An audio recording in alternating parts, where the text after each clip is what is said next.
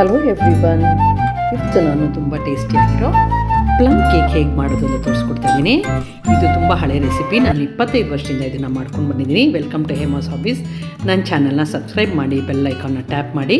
ಇವಾಗ ಒಂದು ಮಿಕ್ಸಿಂಗ್ ಬೌಲ್ಗೆ ಕ್ಯಾಶ್ಯೂ, ಆಲ್ಮಂಡ್ಸ್ ಮತ್ತು ಟೂಟಿ ಫ್ರೂಟಿ, ಚೆರೀಸು, ಆಮೇಲೆ ಚಾಪ್ ಮಾಡಿರೋ ಖರ್ಜೂರ, ಆಮೇಲೆ 2 ಥರದ್ದು ದ್ರಾಕ್ಷಿ ಹಾಕ್ಕೊಂಡು ಒಂದು ಅರ್ಧ ಕಪ್ ಹನಿ ಹಾಕ್ಕೊಳ್ತಿದ್ದೀನಿ.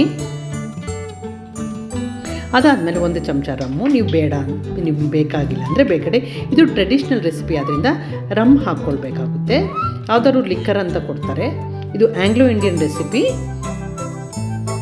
ಇವಾಗ 3 ಮೊಟ್ಟೆ ಈ ಥರ ಒಂದು ಬೌಲ್ಗೆ ತೊಗೊಂಡು ಅದನ್ನು ಚೆನ್ನಾಗಿ ಬೀಟ್ ಮಾಡ್ಕೋಬೇಕು. ಫ್ಲಫಿ ಆಗೋವರೆಗೂ ಚೆನ್ನಾಗಿ ನೊರೆ ಬರಬೇಕು. ಅದು ಆಲ್ಮೋಸ್ಟ್ ಏನಿರೋದ್ರೂ ಡಬಲ್ ಸೈಜ್ ಆಗುತ್ತೆ.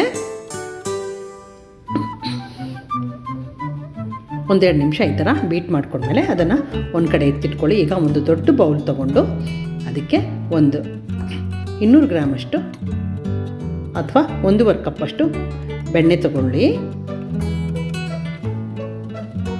ಬೆಣ್ಣೆ ತೊಗೊಂಡು ಅದ್ರ ಜೊತೆಗೆ ನಾನು 1 ಕಪ್ಪು ಪುಡಿ ಮಾಡಿರೋ ಸಕ್ಕರೆ ಹಾಕ್ಕೊಳ್ತಾ ಇದ್ದೀನಿ. ಅದ್ರ ಜೊತೆ ಒಂದೊಂದು ಅರ್ಧ ಕಪ್ಪು ಬ್ರೌನ್ ಶುಗರ್ ಬರುತ್ತೆ, ಅದನ್ನು ಹಾಕ್ಕೊಳ್ತಾ ಇದ್ದೀನಿ. ಬ್ರೌನ್ ಶುಗರು ಒಂದು ಒಳ್ಳೆ ಫ್ಲೇವರ್ ಕೊಡುತ್ತೆ, ಅದರಿಂದ ನಾನು ಬ್ರೌನ್ ಶುಗರ್ ಹಾಕ್ಕೊಳ್ತಾ ಇದ್ದೀನಿ.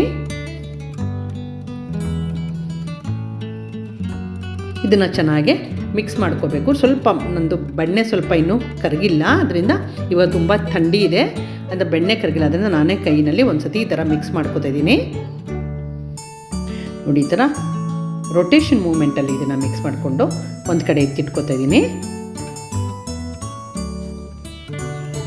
ಇವಾಗ ನಾನು ಇನ್ನೊಂದು ಪ್ಯಾನ್ ತೊಗೊಂಡು ಅದಕ್ಕೆ 1/4 ಕಪ್ಪು ಸಕ್ಕರೆ ಹಾಕ್ಕೊಂಡು ಅದನ್ನು ಮೆಲ್ಟ್ ಮಾಡ್ಕೋತಾ ಇದ್ದೀನಿ. ನಾನೀಗ ಕ್ಯಾರಮಲ್ ಮಾಡ್ಕೋತಾ ಇದ್ದೀನಿ. ಇದು ಒಳ್ಳೆ ಕಲರ್ ಕೊಡುತ್ತೆ ಕೇಕಿಗೆ, ಅದಕ್ಕೋಸ್ಕರ ಇವಾಗ ನೋಡಿ ಈ ಥರ ಮಿಕ್ಸ್ ಮಾಡ್ಕೋತಾ ಇರಬೇಕು. ಅದು ಬ್ರೌನ್ ಆದಮೇಲೆ ಬ್ರೌನ್ ಆಗೋವರೆಗೂ ಚೆನ್ನಾಗಿ ಮಿಕ್ಸ್ ಮಾಡ್ಕೊಳ್ಳಿ. ಇವಾಗ ನೋಡಿ ಬ್ರೌನ್ ಆಗ್ತದೆ. ಅವಾಗ ಸ್ವಲ್ಪ ಉರಿ ತುಂಬ ಫುಲ್ ಕಡಿಮೆ ಮಾಡಬೇಕು. ನೀವು ಕಡಿಮೆ ಮಾಡಿದ್ಮೇಲೆ ಇವಾಗ 1-2 ಚಮಚ ನೀರು ಹಾಕ್ಕೊಳ್ಳಿ. ನೀರು ಹಾಕ್ಕೊಂಡು ನೋಡಿ ಈ ಥರ ಕುದೀತಾ ಇದ್ದಾಗ ಸ್ಟವ್ ಆಫ್ ಮಾಡಿಬಿಡಿ. ಇದಾಗೋಗಿದೆ, ಜಾಸ್ತಿ ಬರ್ನ್ ಆಗೋದು ಬೇಡ. ಅದಾದಮೇಲೆ 1 ದೊಡ್ಡ ಚಮಚ ಬೆಣ್ಣೆ ಹಾಕ್ಕೊಂಡು ಅದನ್ನು ಇದಕ್ಕೆ ಚೆನ್ನಾಗೇ ಮಿಕ್ಸ್ ಮಾಡ್ಕೊಳ್ಳಿ. ನೋಡಿ ಈ ಥರ ಫುಲ್ಲು ಅದು ಮೆಲ್ಟಾಗಿ ಹೋಗುತ್ತೆ. ಬಟರು ಅದೇ ಹೀಟ್ ಇರುತ್ತೆ ತುಂಬ. ಇವಾಗ ಬಟರ್ ಹಾಕ್ಬಿಟ್ಟು ಅದು ಒಂದು ಕಡೆ ಎತ್ತಿಟ್ಕೊಳ್ಳಿ.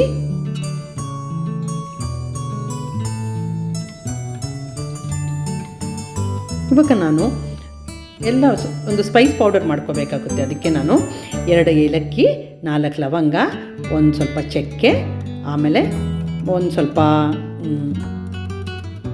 ಪೆಪ್ಪರು, 4 ಪೆಪ್ಪರು, ಆಮೇಲೆ ಜಾಯಿಕಾಯಿ ತೊಗೊಂಡಿದ್ದೀನಿ ಒಂದು ಸ್ವಲ್ಪ, ಆಮೇಲೆ ಒಂದು ಒಣಶುಂಠಿ ತೊಗೊಂಡು ಇದನ್ನು 1-2 ಚಮಚ ಸಕ್ಕರೆನಲ್ಲಿ ಹಾಕ್ಕೊಂಡು ಅದನ್ನು ಕ್ಲೀನಾಗೆ ಪೌಡ್ರ್ ಮಾಡ್ಕೊತಾ ಇದ್ದೀನಿ. ಸಕ್ಕರೆ ಏನಕ್ಕಂದ್ರೆ ಸರಿಗೆ ಪೌಡ್ರ್ ಆಗಲ್ಲ, ಅದಕ್ಕೆ ಸಕ್ಕರೆ ಹಾಕ್ಬಿಟ್ಟು ನಾನು ಅದ್ರ ಜೊತೆ ಇದು ಪೌಡ್ರ್ ಮಾಡಿ ಆಲ್ ಸ್ಪೈಸ್ ಪೌಡರ್ನ ಮಾಡಿ ಇಟ್ಕೊಂಡಿದ್ದೀನಿ. ಇದು ತುಂಬ ಒಳ್ಳೆ ಅರೋಮಾ ಕೊಡುತ್ತೆ, ಆಮೇಲೆ ಒಳ್ಳೆ ಟೇಸ್ಟ್ ಬರುತ್ತೆ ಇದು ಕೇಕಿಗೆ. ಆಮೇಲೆ ಇವಾಗ ನಾನು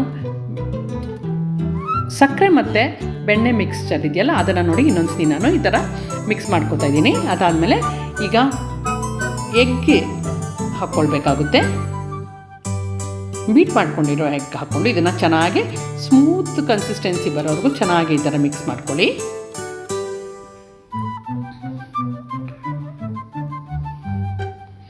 ಇದು ಒಂದು ಸೈಡ್ ರೊಟೇಷನಲ್ಲೇ ಮಾಡಬೇಕು ಯಾವಾಗಲೂ.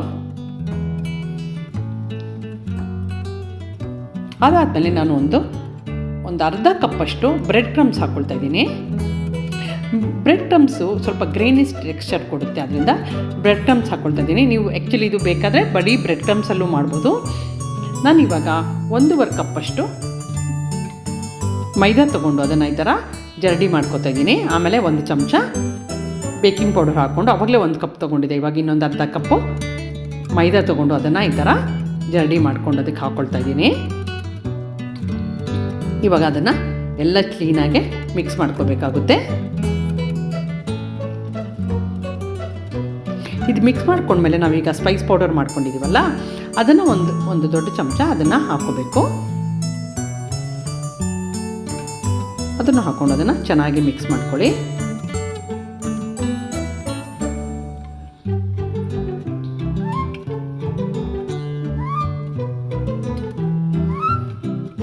ಇವಾಗ ನಾನು ಒಂದು ಕುಕ್ಕರ್ ತೊಗೊಂಡು ಅದಕ್ಕೆ ಒಂದು ಸ್ವಲ್ಪ ನೀರು ಹಾಕ್ಕೊಳ್ತಾ ಇದ್ದೀನಿ. ಒಂದು ಅರ್ಧ ಲೀಟ್ರಷ್ಟು ನೀರು ಹಾಕ್ಕೊಂಡು ಅದ್ರ ಮೇಲೆ ಒಂದು ವೈರ್ ರ್ಯಾಕ್ ಇಟ್ಬಿಟ್ಟು ಅದನ್ನು ಕಾಯಿಸಿಕ್ಕಿಟ್ಟಿದ್ದೀನಿ.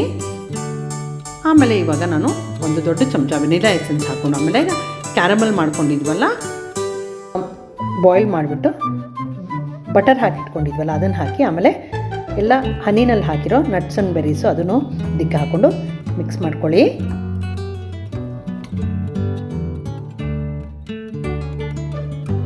ಅದಾದಮೇಲೆ ಒಂದು ಅರ್ಧ ಚಮಚ ಬೇಕಿಂಗ್ ಸೋಡಾ ಹಾಕ್ಕೊಳ್ಳಿ. ಬೇಕಿಂಗ್ ಸೋಡಾ ಹಾಕಿದ್ರೆ ಇದು ಚೆನ್ನಾಗಿ ಒಳ್ಳೆ ಫ್ಲಫಿ ಸ್ಟ್ರಕ್ಚರ್ ಕೊಡುತ್ತೆ. ಅದರಿಂದ ನಾನೀಗ ಹಾಕ್ತಾಯಿದ್ದೀನಿ.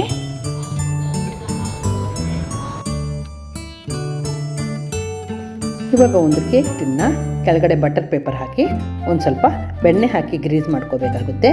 ಅದಾದಮೇಲೆ ನಾವೀಗ ಮಾಡಿರೋದನ್ನು ಕೇಕ್ ಪ್ಯಾಟರ್ನ ಅದರೊಳಗೆ ಹಾಕಿಬಿಟ್ಟು ಕ್ಲೀನಾಗೆ ನೋಡಿ ಈ ಥರ ಮೇಲ್ಗಡೆ ಸ್ವಲ್ಪ ಸ್ಮೂತಾಗಿ ಬರೋ ಥರ ಮಾಡಿಕೊಂಡು ಎರಡು ಸತಿ ಈ ಥರ ಒಂದೆರಡು ಸತಿ ಟ್ಯಾಪ್ ಮಾಡ್ಕೊಳ್ಳಿ. ಸ್ವಲ್ಪ ಏರ್ ಬಬಲ್ಸ್ ಇದ್ದರೆ ಏನಾದ್ರು ಅದು ರಿಮೂವ್ ಮಾಡಿಬಿಡುತ್ತೆ. ಆಮೇಲೆ ಇವಾಗ ನಾವು ಬಿಸಿ ಮಾಡ್ಕೊಂಡಿರೋ ಕುಕ್ಕರ್ ನೋಡಿ ಈಗ ಅದು ಬಿಸಿಯಾಗಿದೆ. ಅದರೊಳಗೆ ಇಟ್ಬಿಟ್ಟು ನಾವು ಮುಚ್ಚಿಬಿಟ್ಟು ಒಂದು 40ರಿಂದ 50 ನಿಮಿಷ ಇದನ್ನು ಕಡಿಮೆ ಊರಿನಲ್ಲಿ ಬೇಯಿಸ್ಕೋಬೇಕು. ಒಂದೊಂದ್ಸತಿ 1 ಗಂಟೆನೂ ಆಗ್ಬೋದು, ಮಧ್ಯ ಮಧ್ಯ ಚೆಕ್ ಮಾಡ್ತಾಯಿರಿ. ಇವಾಗ ಎಲ್ಲ ಆಗಿದೆ. ಅದಾದ್ಮೇಲೆ ನೀವು ಒಂದು ಸ್ವಲ್ಪ ಅದು ತಣ್ಣಗಾಗಕ್ಕೆ ಬಿಡಬೇಕು, ತುಂಬ ಬಿಸಿ ಇರುತ್ತೆ. ಅದೊಂದು 15 ನಿಮಿಷ ತಣ್ಣಗಾದ್ಮೇಲೆ ನೋಡಿ ಇವಾಗ ಈ ಥರ ಆಗಿದೆ. ಮುಟ್ಟು ನೋಡಬೇಕು ಮೇಲ್ಗಡೆ, ಅದು ಸ್ವಲ್ಪ ಫರ್ಮ್ ಆಗಿದ್ದರೆ ಈಗ ಕೇಕ್ ರೆಡಿಯಾಗಿದೆ. ಹೀಗೆಲ್ಲ ಒಂದು ಚಾಕು ತೊಗೊಂಡು ಸೈಡ್ಸ್ ಎಲ್ಲ ಈ ಥರ ತೆಕ್ಕೊಳ್ಳಿ. ಆಮೇಲೆ ನಾನು ಇವಾಗ ಡಿಮೋಲ್ಡ್ ಮಾಡ್ತಾಯಿದ್ದೀನಿ. ನೋಡಿ ಎಷ್ಟು ಚೆನ್ನಾಗಾಗಿದೆ. ಈಗ ಬಟರ್ ಪೇಪರು ಕೆಳಗಡೆ ಇರೋದು ತೆಕ್ಕೊಳ್ತಾ ಇದ್ದೀನಿ. ನೋಡಿ ನೀವು ಮಾಡಿ ನೋಡಿ, ನನಗೆ ಕಾಮೆಂಟ್ ಮಾಡಿ ಹೇಳಿ ಹೇಗಾಗಿದೆ ಅಂತ. Thank you for watching my video.